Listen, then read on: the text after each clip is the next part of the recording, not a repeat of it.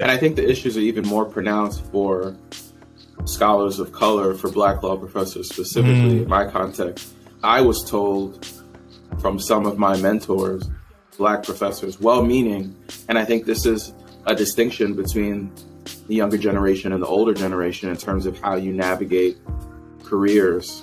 But I was told to reserve some types of articles for after I got tenure, after I got security.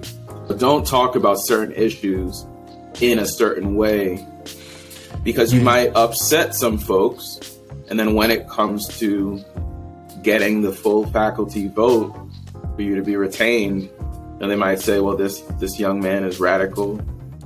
He's trying to ruffle feathers, and maybe this isn't the kind of person that we want to be here. Man.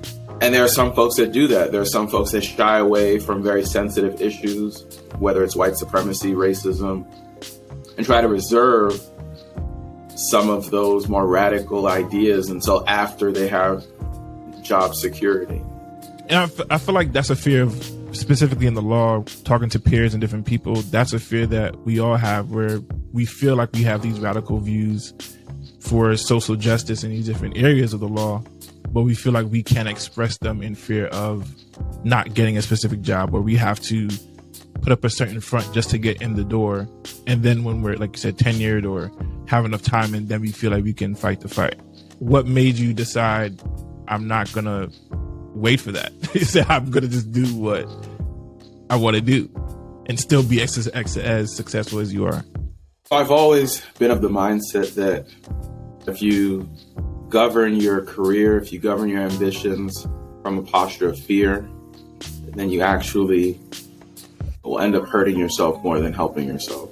And so to a certain extent, conservatism, one's career, prevents opportunities to be innovative, creative, and to open up new doors and new opportunities for yourself in terms of thinking about where you can go. Because I never saw myself becoming a law professor. I never saw myself talking about some of the issues that I talk about now. And I never saw myself being invited into certain rooms, being invited to participate in certain opportunities. So I think there's something to be said about embracing a non-traditional view and standing out from the crowd, so to speak. That said, you do need to do everything with a certain degree of excellence, such that once you stand out and once people start to notice that you're saying something different, there's going to be a greater level of attention to how you're saying it. Yeah. So there's a need for it to be excellent. There's a need for it to have a certain level of rigor. But also, life is too short.